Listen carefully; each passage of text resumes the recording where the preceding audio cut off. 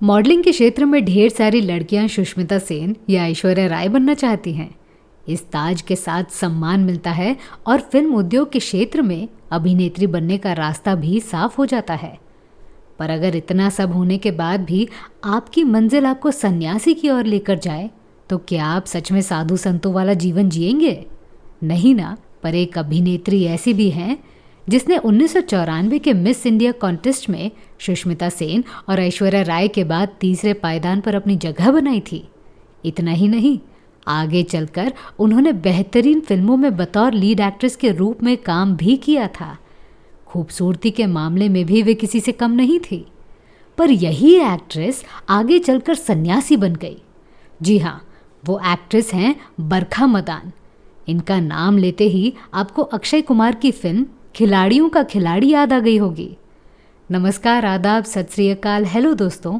आप सुन रहे हो मेरी यानी अनामिका की आवाज़ आपके अपने चैनल पर, जिसे कहते हैं biography and real life story. Barkha Madan का जन्म 15 अगस्त 1970 को पंजाब में हुआ था। पंजाबी हिंदू परिवार में जन्मी बरखा ने आगे चलकर उच्च शिक्षा तक अपनी मंजिल को सजाया। अंग्रेजी भाषा में ऑनर्स डिग्री लेने वाली बरखा को अपनी पढ़ाई के दिनों में मॉडलिंग और एक्टिंग में दिलचस्पी पैदा होने लगी थी। थिएटर और ड्रामा में सहभाग लेते हुए उन्होंने अभिनय की बारीकियों को सीखा। कॉलेज के दिनों में ही उन्होंने मिस इंडिया प्रतियोगिता में सहभाग लिया था, जिसमें उनके साथ ऐश्वर्या राय, सुष्मिता सेन, प्रिया गिल, श्वेता मेनन, जेसी रंधावा और मानिनी डे जैसी खूबसूरत प्रतिस्पर्धियां थीं। इन सभी को पीछे छोड़कर बरखा ने तीसरा पायदान सुनिश्चित किया था। हालांकि 1994 में हुए इस प्रतियोगिता में सुष्मिता सेन ने बाजी मार ली, पर बाकी सभी प्रतिस्पर्धियों को भी अपने अपने हिसाब से लाभ मिले।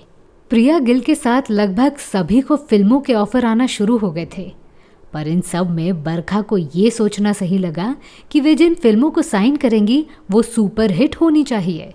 पर दुर्भाग्य से उनकी सोच गलत साबित हुई। 1996 में रिलीज हुई उनकी सिर्फ पहली फिल्म खिलाड़ियों का खिलाड़ी हिट हो पाई। उसके बाद उन्हें बहुत सारी फिल्मों के ऑफर आए, पर एक एक करके उन सभी को ठुकरा कर उन्होंने सबसे बड़ी गलती कर दी।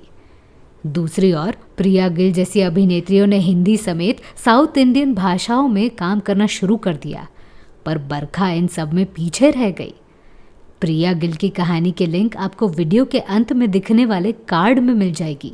खिलाड़ियों का खिलाड़ी के बाद उन्होंने एक पंजाबी फिल्म तेरा मेरा प्यार में काम किया।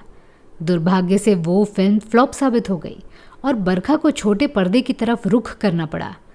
न्याय और 1857 क्रांति जैसी बड़ी बैनर की सीरियल में बरखा दिखने लगी। उनके फिल्मोग्राफी पर नज़र डाली जाए तो पता चलेगा कि उन्होंने सिर्फ फ्लॉप फिल्मों में काम किया है, पर असलियत में बरखा के ख्यालात ही कुछ ऐसे थे जिसको देखते हुए ये कहना उचित होगा कि उन्होंने जानबूझकर हिट फिल्मों में काम नहीं किया था।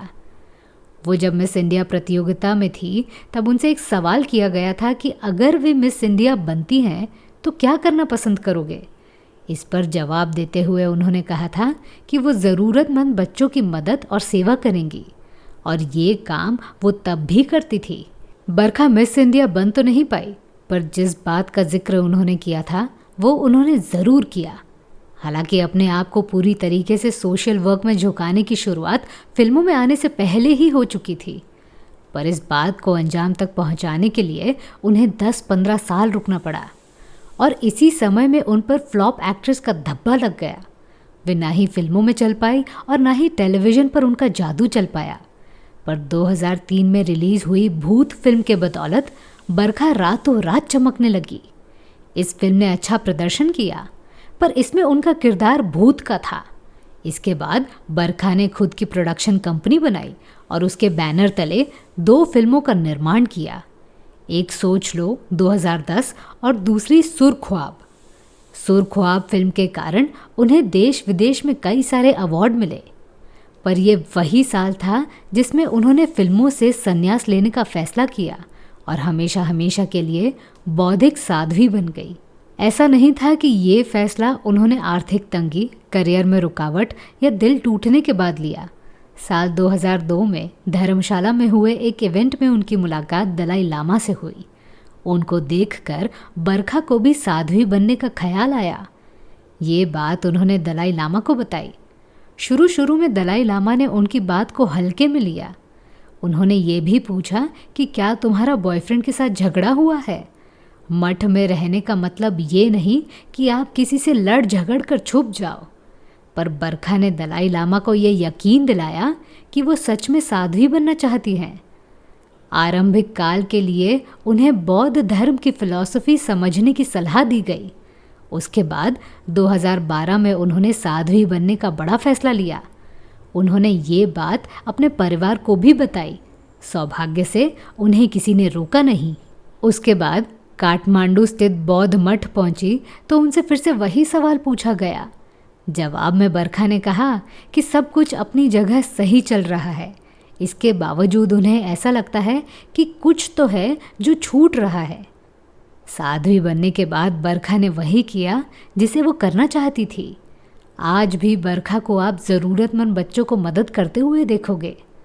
आप सोच रहे होंगे कि बरखा ने सभी चीज़ों का आनंद लेकर ये कदम लिया होगा, पर आपको बता दूं कि गलत बातों के कारण उनका नाम कभी भी लाइमलाइट में नहीं आया।